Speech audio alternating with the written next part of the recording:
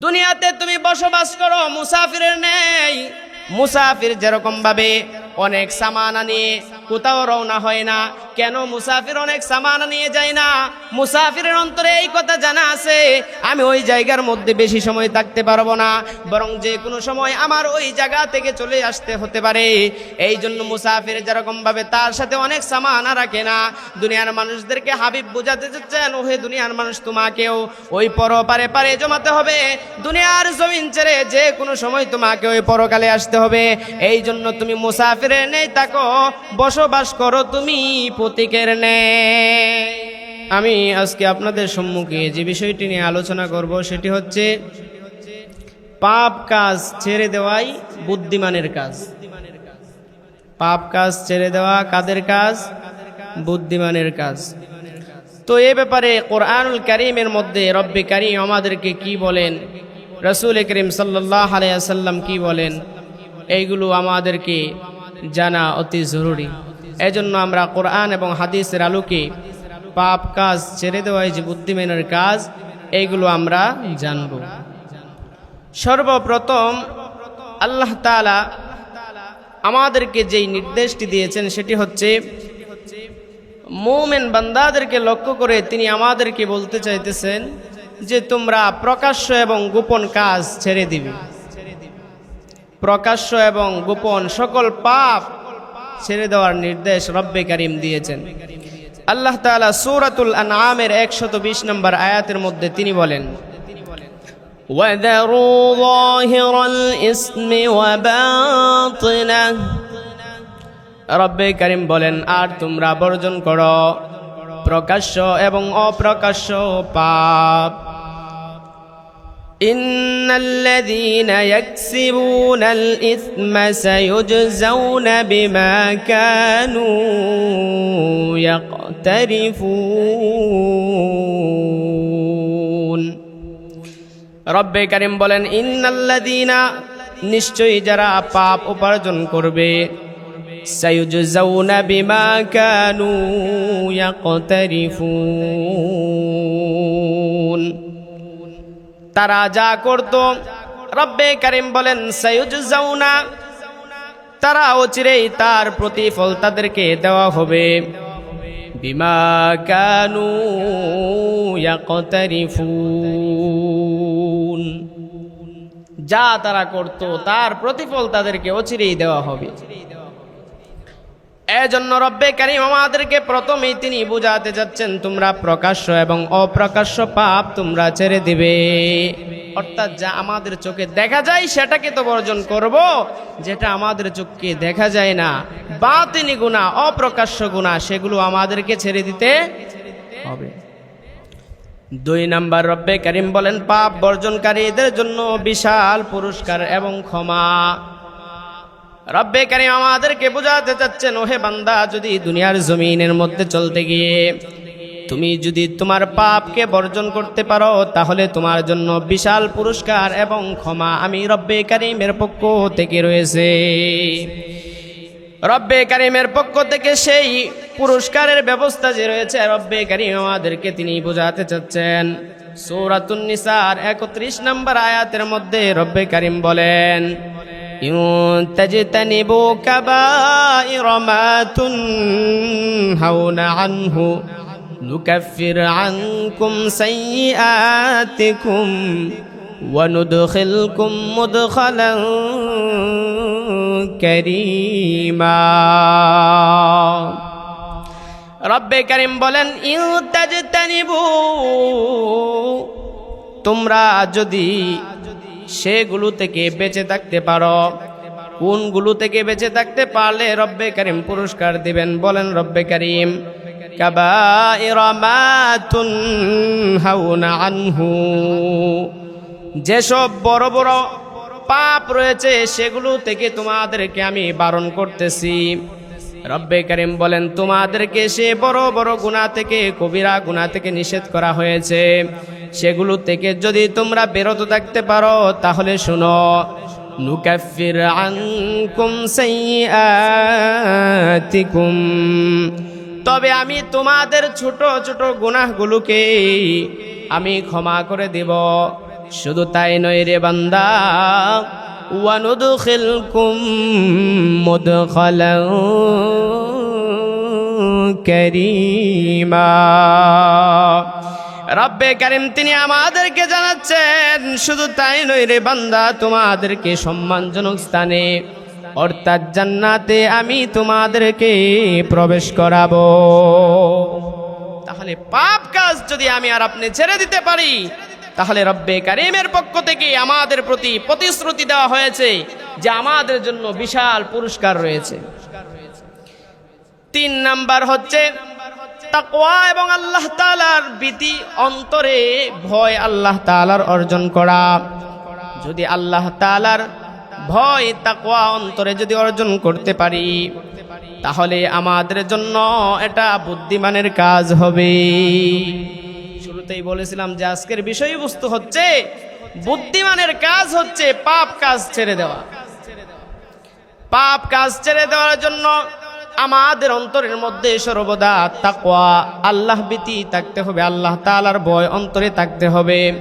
যদি আমার আর আপনার অন্তরের মধ্যে আল্লাহ তাআলার ভয় থাকে, তাহলে কখনো পাপের দিকে অগ্রসর হব না। এ ব্যাপারে আল্লাহ তাআলা সূরাতুল আনফালের 29 নম্বর আয়াতের মধ্যে তিনি বলেন, ইয়া আইয়ুহাল্লাযীনা আমানুত্তাকুল্লাহ। রব্বে কারীম বলেন, হে ঈমানদারগণ, তোমরা যদি আল্লাহ তাআলাকে ভয় করো, তাত্তাকুল্লাহ, তোমরা যদি আমি আল্লাহ তাআলাকে ভয় করো, ইয়াজআল লাকুম ফুরকানা, তবে তিনি তোমাদেরকে সত্য মিথ্যার মাঝে পার্থক্য করার মানদণ্ড তোমাদেরকে দান করবেন। রব্বে কারীম বলেন, ইয়াজআল লাকুম ফুরকানা, আমি তোমাদেরকে ফুরকান দান করব।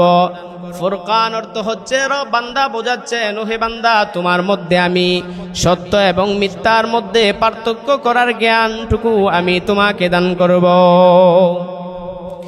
শুধু তাই নয়, ওয়ায়ুকাফিরু আনকুম সাইয়্যাতিকুম,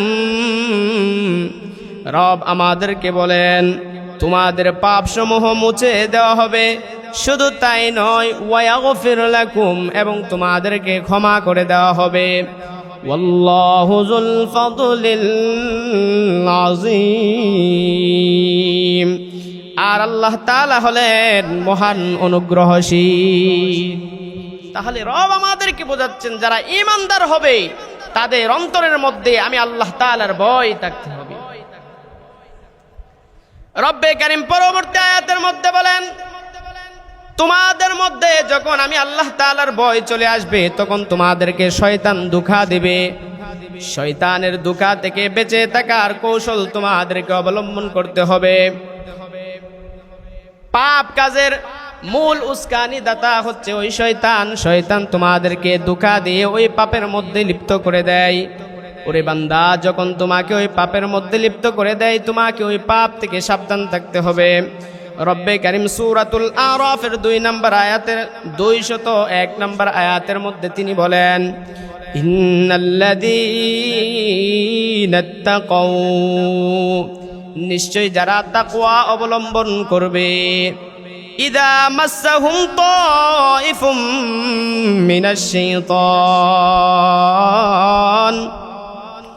তাকওয়া অবলম্বন করে পাপ থেকে যখন বেঁচে চলবে, রব বলেন শয়তানের পক্ষ থেকে যখন কোনো কুমন্ত্রণা তাদেরকে স্পর্শ করে, ইযা মাসসাহুম তাইফুম মিনাশ শাইতান, যখন শয়তানের পক্ষ থেকে কোনো কুমন্ত্রণা তাদেরকে স্পর্শ করে, তাযাক্কারু, তখন তারা তৎক্ষণাৎ আল্লাহ তাআলাকে স্মরণ করে।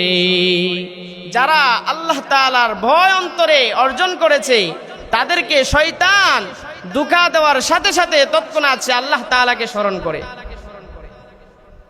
স্মরণ করার দ্বারা কি হয়? রব্বে কারীম বলেন, ফাইদা হুম মুবসিরুন, ফলে সাথে সাথেই তাদের চক্ষু উন্মোচিত হয়ে যায়, তারা সচেতন হয়ে ওঠে। সচেতন হয়ে ওঠার কারণে শয়তান তাদেরকে ইচ্ছা থাকা সত্ত্বেও কোনো গুনাহের কাজে লিপ্ত করতে পারে না। এই জন্য রব্বে কারিমের ভয় অন্তরে অর্জন করতে হবে। রব্বে কারিম বলেন, ওই পাপ ত্যাগ যে করবে, ওই পাপ ত্যাগকারীদের জন্য রব্বে কারিমের জান্নাতের সুসংবাদ রয়েছে। আল্লাহ তাআলা জান্নাতের ওয়াদা দিয়েছেন। সূরাতুল কসাসের মধ্যে আল্লাহ তাআলা তিনি বলেন, তিলকাদ দারুল আখিরাতু নাজআলুহা লিল্লাযীনা লা ইউরিদুনা উলুওয়ান ফিল আরদি ওয়ালা ফাসাদা। রব্বে কারীম বলেন, তিলকাদ দারুল আখিরা, এই হলো পরকাল। নাজআলুহা, যা আমি নির্ধারণ করি।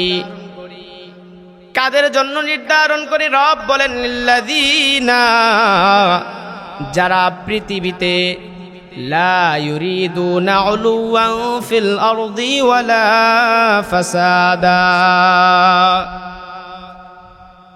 যারা পৃথিবীতে অন্যায় বাহাদুরি করতে চায় না এবং ফাসাদ বা পাপ চড়াতে চায় না, আমি তাদের জন্য পরকাল রেখেছি।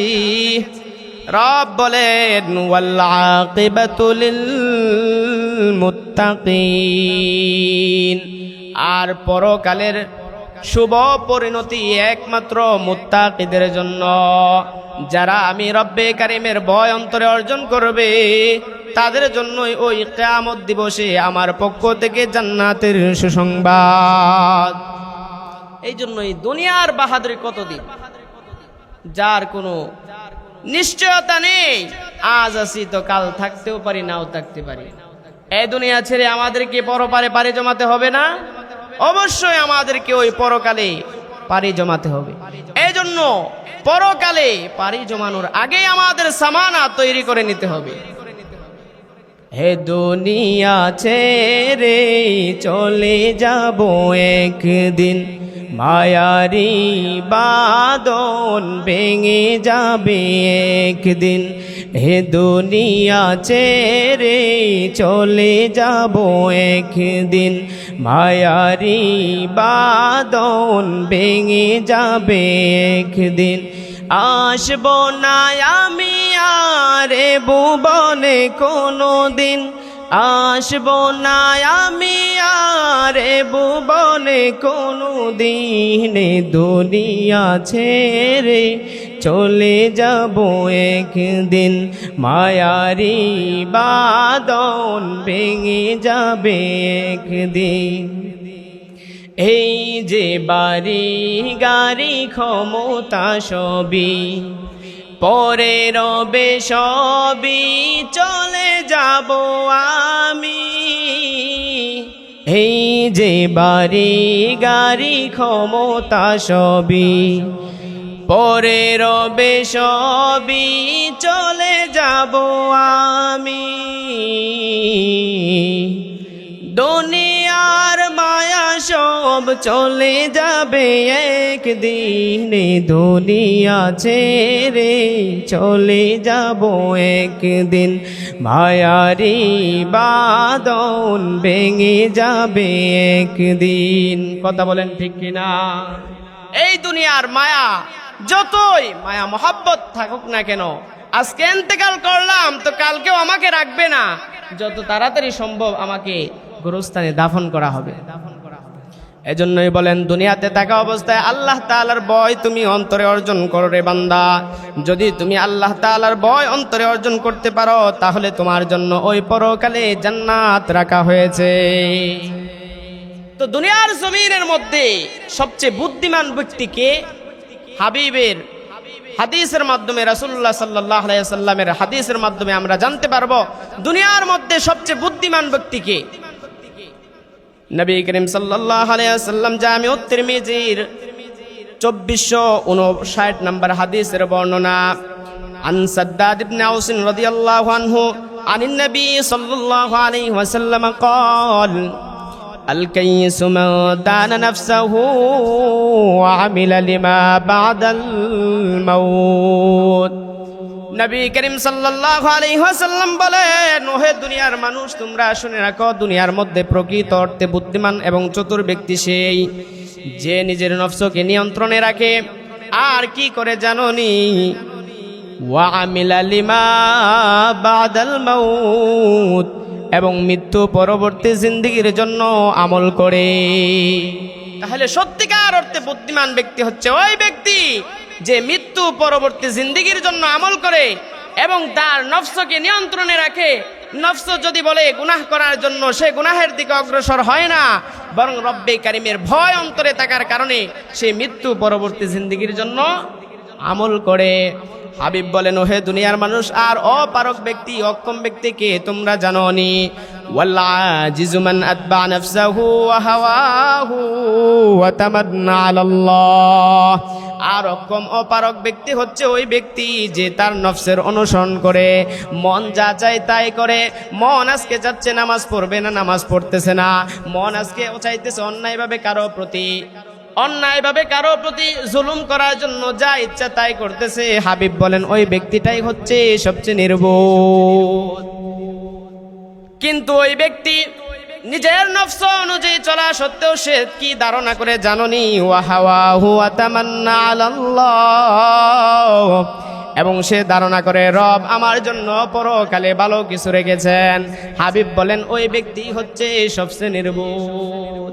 তুমি ভালো কিছু পেতে হলে তোমাকে দুনিয়ার জমিন থেকে অর্জন করে যেতে হবে। তুমি কোনো কিছু অর্জন করলা না আর তুমি আশা করবা যে পরকালে সব কিছু তুমি পেয়ে যাবে, না, তুমি হচ্ছে সবচেয়ে বড় নির্বোধ। এই জন্য দুনিয়ার জমিনে থাকা অবস্থায় আমাদেরকে পুণ্য অর্জন করতে হবে, দুনিয়াতে থাকা অবস্থায় আমাদেরকে নেকি অর্জন করতে হবে।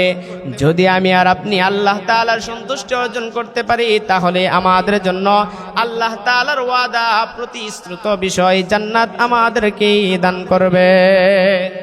এই জন্য রব্বে কারীমের নির্দেশ অনুযায়ী আমাকে আপনাকে চলতে হবে। এই পাপ থেকে বাঁচার জন্য আমরা 4টা পদ্ধতি অবলম্বন করতে পারি। যদি 4টা পদ্ধতি অবলম্বন করতে পারি, তাহলে আশা করা যায় আমরা গুনাহ থেকে বাঁচতে পারবো। 4টা কাজ আমরা করতে রাজি আছি তো ইনশাআল্লাহ। 1 নাম্বার হচ্ছে সার্বক্ষণিক আল্লাহ তাআলার তাকওয়া, আল্লাহ তাআলার ভয় অন্তরে অর্জন করা। আল্লাহ তাআলার ভয় অন্তরে অর্জন করা। যদি আমি আর আপনি আল্লাহ তাআলার ভয় অন্তরে অর্জন করে চলতে পারি, আল্লাহ তাআলার আদেশ এবং নিষেধ মেনে চলতে পারি, তাহলে আল্লাহ তাআলা আমাকে আপনাকে জান্নাত দান করবেন। আল্লাহ তাআলা সূরাতুল হাশরের 18 নম্বর আয়াতের মধ্যে তিনি বলেন, ইয়া আইয়ুহাল্লাযীনা আমানুত্তাকুল্লাহ, হে মুমিনগণ তোমরা আল্লাহ তাআলাকে ভয় করো। কি বলতেছেন? আল্লাহ তাআলাকে ভয় করার জন্য। ওয়াল তানজুর নাফসুম মা কদ্দামাত লিগাদিন ওয়াত্তাকুল্লাহ। আল্লাহ তাআলা বলেন, আর প্রত্যেক ব্যক্তির জন্য ভাবা উচিত, চিন্তা করা উচিত, লক্ষ্য করা উচিত, মা কদ্দামাত লিগাদ, সে আগামীকাল অর্থাৎ কিয়ামতের জন্য সে কি পাঠিয়েছে, ওই কিয়ামত দিবসের জন্য কি প্রেরণ করেছে, এই বিষয়টা তাকে স্মরণ করা, এই বিষয়টা তাকে চিন্তা করা। যদি কোনো ব্যক্তি চিন্তা করতে পারে সঠিকভাবে, তার অন্তরের মধ্যে আমি আল্লাহ তাআলার ভয় অর্জন হবে। এই জন্য আমাকে আপনাকে চিন্তা ফিকির করতে হবে যে আমি পরকালের জন্য কি পাঠিয়েছি। দুনিয়াতে তো আমি অনেক কিছু আমার জন্য তৈরি করেছি। আমি বিদেশের জমিনে থাকি, আমার ছেলের জন্য, আমার সন্তানের জন্য অনেক কিছু আমি অর্জন করেছি। নিজের ঘর বাড়ি, গাড়ি সব কিছুই আমি আমার নিজের জন্য অর্জন করেছি, কিন্তু আমি পরকালের জন্য কি অর্জন করলাম, এটা যদি কোনো ব্যক্তি চিন্তা ফিকির করতে পারে, রব বলেন তার অন্তরের মধ্যে আমি আল্লাহ তাআলার ভয় অর্জন হয়ে যাবে। ইন্নাল্লাহা খাবীরুম বিমা তা'মালুন। আর আল্লাহ তাআলা বলেন, নিশ্চয় তোমরা যা করো আমি সে বিষয়ে অবহিত। তোমরা যা কিছু করো বা না করো সব বিষয় সম্পর্কে আমি জানি। তাহলে গুনাহ থেকে বাঁচার জন্য 1 নাম্বার কি করব? আমি আল্লাহ তাআলার ভয় অন্তরে অর্জন করব। আর চিন্তা ফিকির করব, শোয়ার আগে যখন বালিশের মধ্যে মাথা রাখি একটু চিন্তা করব যে আমি পরকালের জন্য কি পাঠিয়েছি, আমি পরকালের জন্য কি রেখেছি। যদি চিন্তা করতে পারি তাহলে আমি আল্লাহ তাআলার ভয় অন্তরে অর্জন করতে পারবো। 2 নাম্বার হচ্ছে পাপ কাজ ছেড়ে দেওয়ার জন্য 5 ওয়াক্ত নামাজ যদি আমি আর আপনি পড়তে পারি তাহলে পাপ কাজ আমার দ্বারা কখনো সংগঠিত হবে না। এ ব্যাপারে আল্লাহ তাআলা সূরাতুল আনকাবুতের 45 নম্বর আয়াতের মধ্যে রব্বে কারীম বলেন, ওয়াতলু মা উহিয়া ইলাইকা মিনাল কিতাব,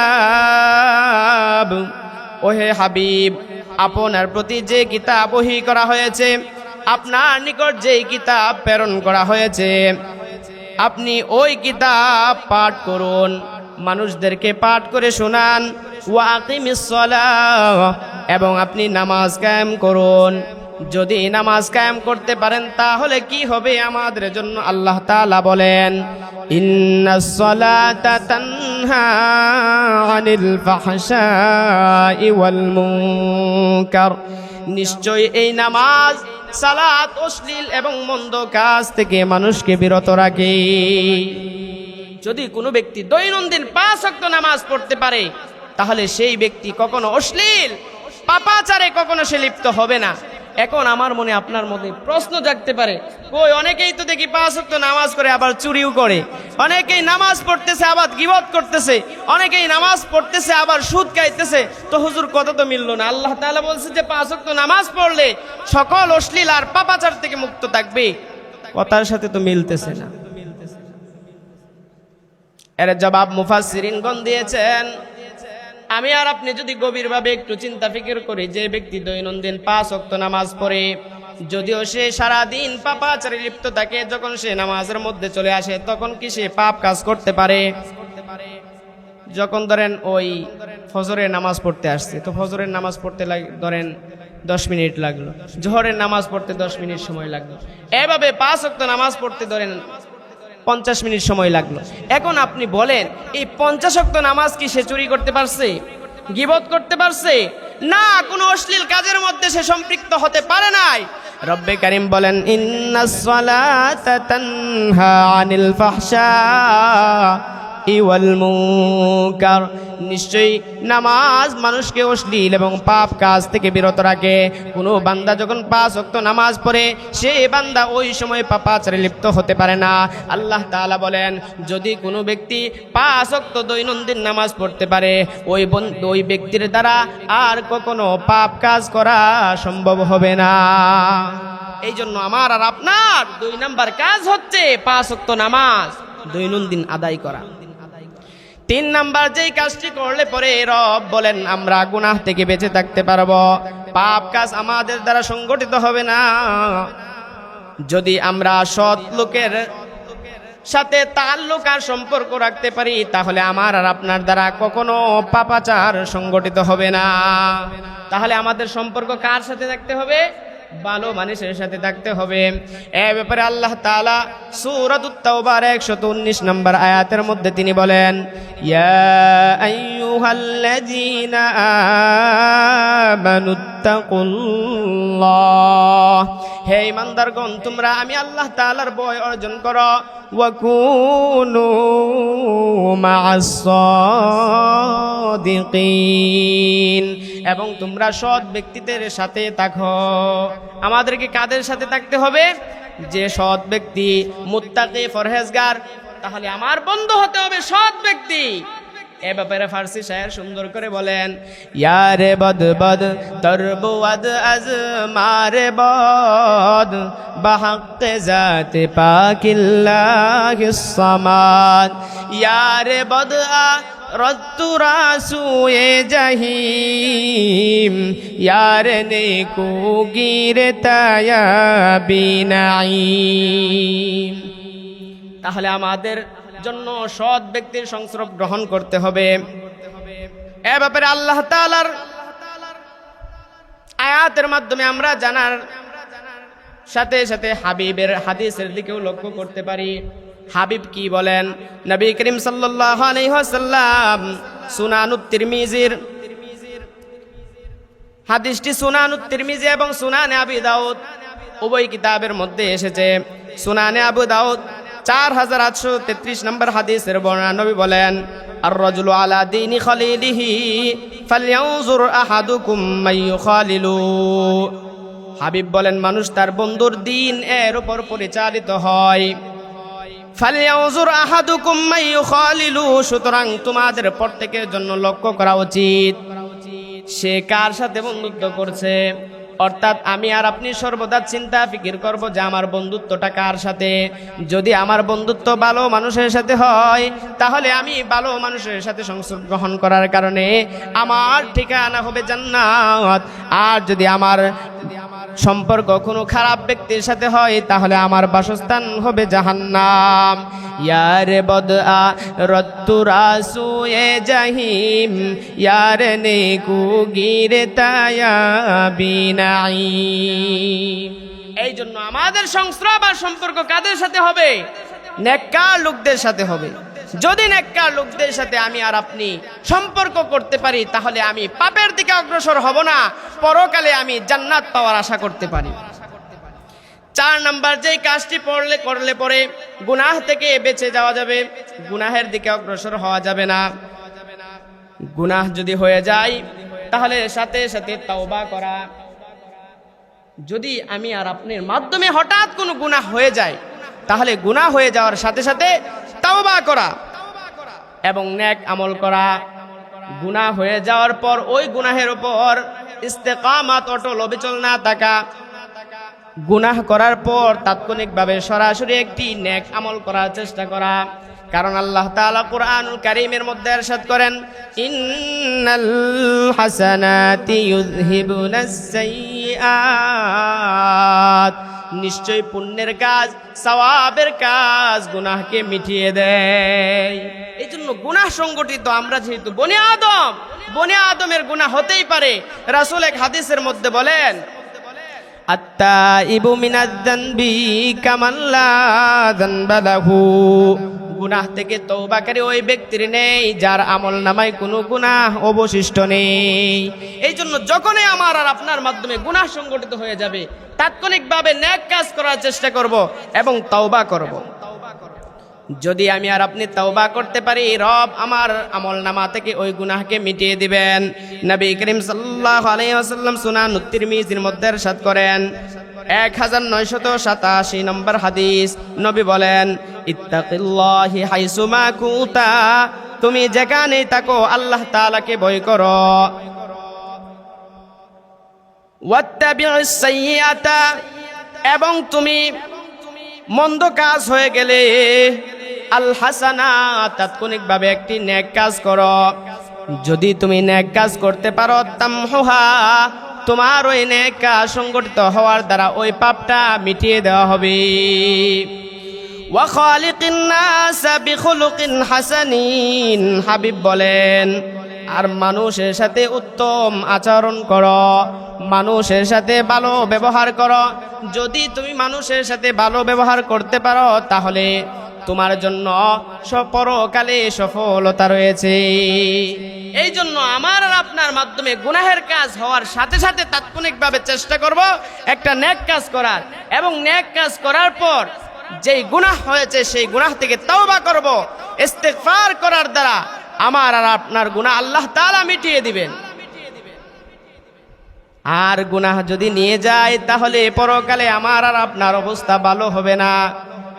আমি আর আপনি কেউ নিশ্চিত এই কথা বলতে পারি না যে আমি ইন্তেকাল করব না। এই কথা কেউ বলতে পারেন? আমরা কেউ বলতে পারি না যে আমরা মৃত্যুবরণ করব না। একদিন তোমারই নাম মসজিদে হবে এলান, একদিন তোমারই নাম মসজিদে হবে এলান। তৈরি রেখো, তৈরি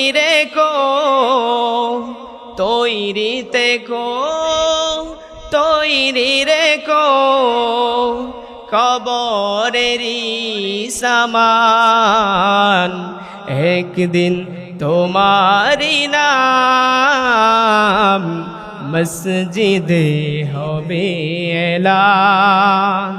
এই জন্য মসজিদে এলান হওয়ার পূর্বে আমাকে আপনাকে আমাদের আমল নামাকে সহি করে নিতে হবে, শুদ্ধ করে নিতে হবে। আর যদি আল্লাহ না করুন এই পাপ নিয়ে অন্ধকার কবরে যেতে হয়, তাহলে অবস্থা ভালো হবে না। এই জন্য আমাদের জিন্দেগি কি করতে হবে? আমলের জিন্দেগি। যদি আমি আর আপনি আমার জিন্দেগিকে আমলের জিন্দেগি করতে পারি, তাহলে আমার জন্য সফলতা, জান্নাতের ব্যবস্থা রাখা হয়েছে। আর আমরা তো দুনিয়াতে আসছি ইবাদত করার জন্য। যদি দুনিয়ার জমিনের মধ্যে যেহেতু আল্লাহ তাআলা আমাকে আপনাকে সৃষ্টি করেছেন ইবাদতের জন্য, আল্লাহ তাআলা কুরআনুল কারীমের মধ্যে ইরশাদ করেন, আল্লাহ তাআলা বলেন, আমি মানুষ এবং জিনকে একমাত্র আমার ইবাদত করার জন্য সৃষ্টি করেছি। যেহেতু ইবাদত করার জন্য সৃষ্টি করেছেন, তাহলে আমাদের তো মূল টার্গেট আর উদ্দেশ্য থাকবে আমরা ইবাদত করব, যেহেতু ইবাদতের জন্যই প্রেরণ করেছেন। এ ব্যাপারে এক কবি সুন্দর করে বলেন, জিন্দেগি মে বন্দেগি তু করনা হে, जिंदगी में बंदगी तू करना है, जिंदगी में बंदगी शर्मिंदा है, जिंदगी में बंदगी शर्मिंदा है। आयते हम कुछ न कुछ खरीदने को, आयते हम कुछ न कुछ खरीदने को, जैसे हो रोशन मेरे कल्बो रूहो। কবি বলেন, যেহেতু আমাদেরকে প্রেরণ করা হয়েছে কোনো কিছু ক্রয় করার উদ্দেশ্যে, যাতে করে কোনো কিছু ক্রয় করে আমার অন্তরকে, আমার কলবকে আলোকিত করতে পারি। जैसे हो रोशन मेरे कल्बो रूहो, যাতে করে আমি এবং আপনার অন্তরকে আলোকিত করতে পারি। সুতরাং যেহেতু দুনিয়ার জমিনের মধ্যে আল্লাহ তাআলা ইবাদতের জন্য প্রেরণ করেছেন, এজন্য ইবাদত করে থাকতে হবে। যদি আমি আর আপনি ইবাদত করে আল্লাহ তাআলার সন্তুষ্টি অর্জন করতে পারি, আল্লাহ তাআলা বলেন, ومن يطع الله ورسوله فقد فاز فوزا عظيما। ওহে দুনিয়ার মানুষ, তোমরা যদি আমি আল্লাহ তাআলার আনুগত্য তোমরা যদি অনুসরণ করতে পারো এবং হাবিবকে যদি অনুসরণ করতে পারো, তাহলে তোমাদের জন্য পরকালে রয়েছে ফাউজান আযীমা, মহান সফলতা আমরা আশা করতে পারি। যদি আল্লাহ তাআলা এবং রাসূলের অনুসরণ করতে পারি, সেই সফলতা হবে জান্নাত। এই জন্য জান্নাতের সফলতা অর্জন করতে হলে দুনিয়াতে ইবাদত বন্দেগী করতে হবে। আর দুনিয়াতে থেকে অন্য কোনো উদ্দেশ্য আমাদের দেখা যাবে না। কবি সুন্দর করে বলেন, দুনিয়া মে হো দুনিয়া কা তলবগার না হো, দুনিয়া মে হো দুনিয়া কা তলবগার না হো। দুনিয়ার মধ্যে থাকা অবস্থায় দুনিয়াকে উদ্দেশ্য বানানো যাবে না। बाजार से गुजर हो खरीदार ना हो, দুনিয়ার বাজারের মধ্যে চলতে ফিরতে তুমি ওই বাজার থেকে ক্রয় করা যাবে না। অর্থাৎ দুনিয়ার মধ্যে তুমি এসেছো একমাত্র আমি আল্লাহ তাআলার ইবাদত বন্দেগী করার জন্য। যতটুকু হলে তোমার চলে ততটুকুই তুমি অর্জন করো, বেশি কোনো কিছু তোমার জন্য অর্জন করবে না। পরবর্তীতে কবি বলেন, এ দুনিয়া এক मिसल कागज फूल है, ए दुनिया एक मिसल कागज फूल है। এ দুনিয়াটা হচ্ছে একটা কাগজের ফুল। দুনিয়ার মধ্যে যখন শিশু বাচ্চারা ওই কাগজের ফুল নিয়ে খেলা করে, ওই ফুলের কিন্তু অনেক সময় থাকে না, বরং অস্থায়ী। ওই কাগজের ফুল যে কোনো মুহূর্তে ভিজে গিয়ে ওইটা বিলীন হয়ে যেতে পারে। দুনিয়ার মানুষদেরকে কবি বোঝাতে যাচ্ছেন দুনিয়াটা হচ্ছে ক্ষণস্থায়ী, দুনিয়াটা হচ্ছে ওই কাগজের ফুলের ন্যায়। কাগজের ফুল যেরকম ভাবে বেশি সময় টিকে না, ঠিক তদ্রূপভাবে আমাকে আপনাকে ওই ক্ষণস্থায়ী দুনিয়ার মধ্যে প্রেরণ করেছেন একমাত্র মুসাফিরের থাকার জন্য। মুসাফিরের ন্যায় আমাদেরকে বসবাস করতে হবে। কুফিদ দুনিয়া কান্নাকা গরিবুন আও আবিরু সাবিল। হাবিব বলেন দুনিয়াতে তুমি বসবাস করো মুসাফিরের ন্যায়। দুনিয়াতে তুমি বসবাস করো মুসাফিরের ন্যায়। মুসাফির যেরকম ভাবে অনেক সামান নিয়ে কোথাও রওনা হয় না, কেন মুসাফির অনেক সামান নিয়ে যায় না? মুসাফিরের অন্তরে এই কথা জানা আছে, আমি ওই জায়গার মধ্যে বেশি সময় থাকতে পারবো না, বরং যে কোনো সময় আমার ওই জায়গা থেকে চলে আসতে হতে পারে। এই জন্য মুসাফির যেরকম ভাবে তার সাথে অনেক সামান রাখে না। দুনিয়ার মানুষদেরকে হাবিব বোঝাতে চাচ্ছেন, ওহে দুনিয়ার মানুষ, তোমাকেও ওই পরপারে পারে জমাতে হবে। দুনিয়ার জমিন ছেড়ে যে কোনো সময় তোমাকে ওই পরকালে আসতে হবে। এই জন্য তুমি মুসাফিরের নেই থাকো, বসবাস করো তুমি প্রতীকের নেই। আল্লাহ তাআলা আমাদের সকলকে পাপ বর্জন করে আল্লাহ তাআলার তাকওয়া অর্জন করার তৌফিক দান করুন। সকলেই বলি আমিন। ওয়া আখির দাওয়ানা আনিল হামদুলিল্লাহি রাব্বিল আলামিন।